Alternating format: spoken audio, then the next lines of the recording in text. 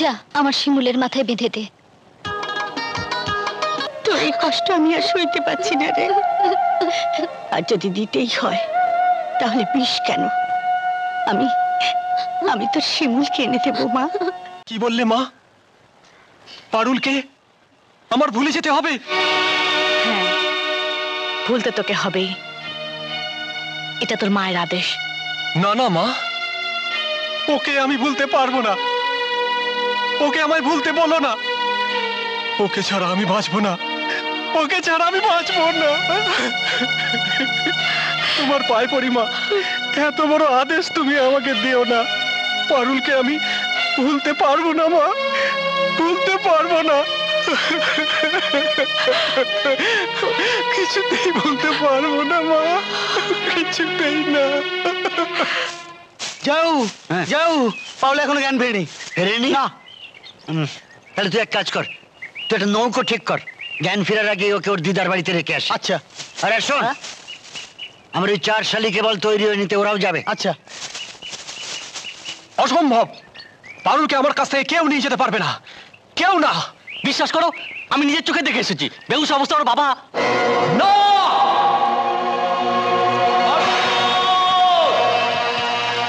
শিমুল! শিমুল! শিমুল! কি বললে? পারুলকে গ্রাম থেকে নিয়ে গেছে আর শিমুলও পেছনে পেছনে গেছে? হ্যাঁ। এখন এখন আমি কি করি? তুমি আমার একটা কাজ করো বাবা। কি বলুন? আমার দাদাকে একটা খবর দেবে? এক্ষুনি দিচ্ছি। এই তো দাদা। হ্যাঁ দাদা, তুমি শুনেছো? শুনেছি, আমি সব শুনেছি। তাহলে তুমি যাও, যেভাবেই হোক আমার শিমুলকে ফিরিয়ে নিয়ে এসো। ওকে না দেখা পর্যন্ত আমার বুকের ব্যথা কমবে না। আমি যাচ্ছি, তুই তুই ঘরে যা, কাঁদিস না। যা যা, ঘরে যা। ভগবান, আমার মনে ভালোবাসা দিয়ে আবার আবার সেই মনে এত কষ্ট কেন দিচ্ছ ভগবান? কেন দিচ্ছ? পারুল, তোর বাবা তোকে এখানে রেখে গেছে বলে তুই এইভাবে কাঁদছিস?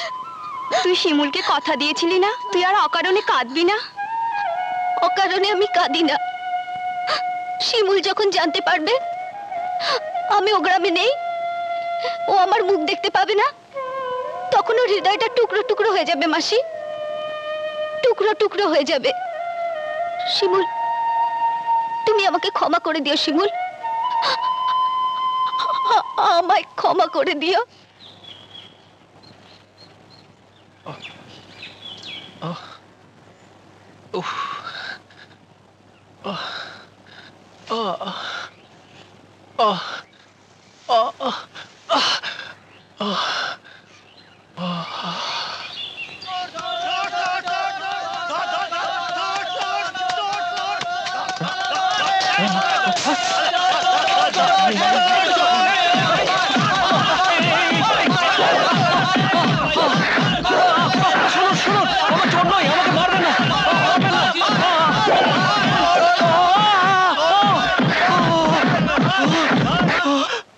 মনে হয় শোন নয়, এটা ভালো মানুষ। আমারও তাই মনে হচ্ছে।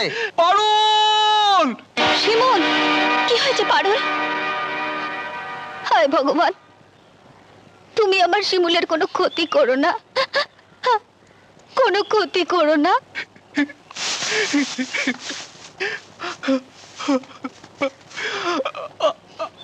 মা, মা, মা গো, মা।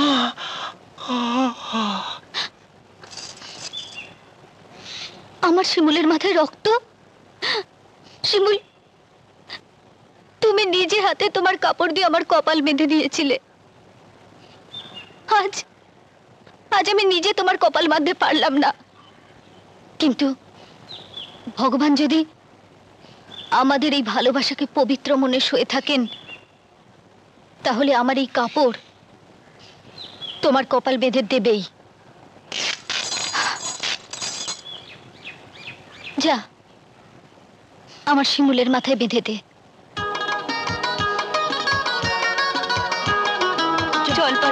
ঘর চল।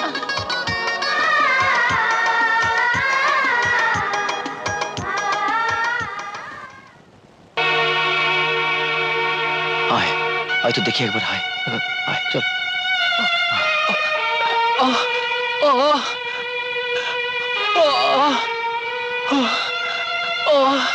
কি হয়েছে তোমার বাবা? আস্তে আস্তে উঠো। এসো। চল। পারুল, চল মা, খেতে যাবি, চল। না মা, আমি খেতে পারবো না। আর যদি খেতেই হয় আমাকে একটু বিষ এনে দাও, খেয়ে মরে যাই। ও কথা বলিস না মা, ও কথা বলিস না রে। তুই যে আমাদের একমাত্র মেয়ে, কত স্নেহ, মায়া, মমতা, ভালোবাসা দিয়ে তোকে বড় করে তুলেছি। তোর এই কষ্ট আমি আর সইতে পারছি না রে। আর যদি দিতেই হয় তাহলে বিষ কেন? আমি আমি তোর শিমুলকে এনে দেবো মা, শিমুলকে এনে দেবো।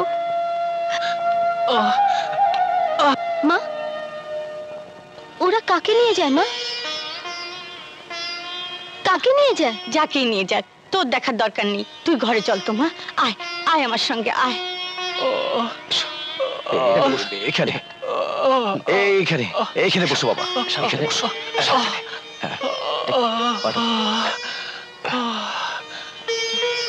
জল, জল।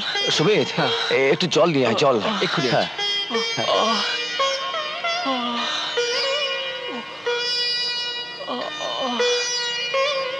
কে রে? কে? কিছুই বলতে পারবো না, বেহুশ হয়ে পড়েছিল, তুলে নিয়ে এলাম।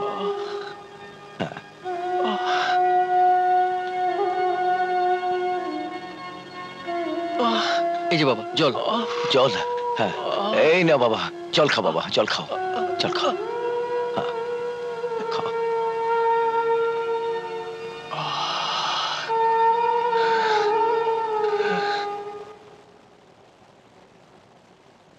মা, আমার স্বামীকে হারিয়ে একমাত্র সন্তানকে নিয়ে আমি বেঁচে আছি। আমার সন্তানকে আমার কাছে ফিরিয়ে দাও, আমার সন্তানকে আমার কাছে ফিরিয়ে দাও। এখন কেমন লাগছে বাবা? ভালো।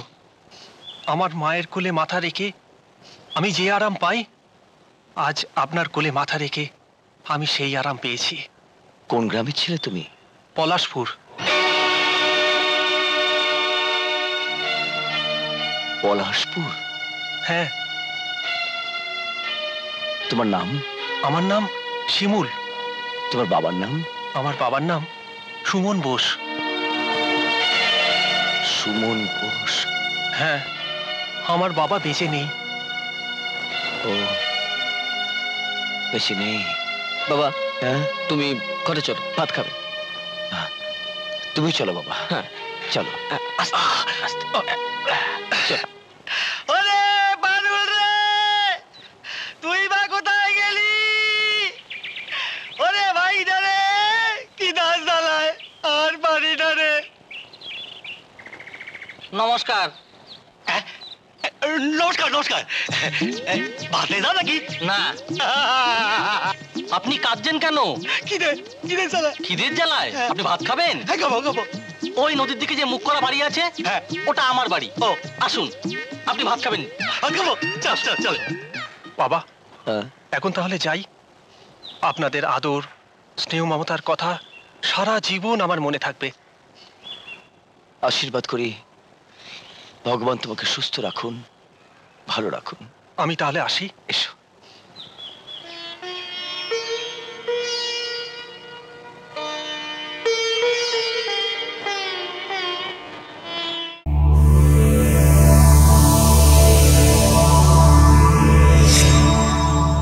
এমন আরো অনেক ভিডিও দেখতে এই চ্যানেলটি সাবস্ক্রাইব করে নিন এবং পাশের বেল আইকনটি প্রেস করে দিন।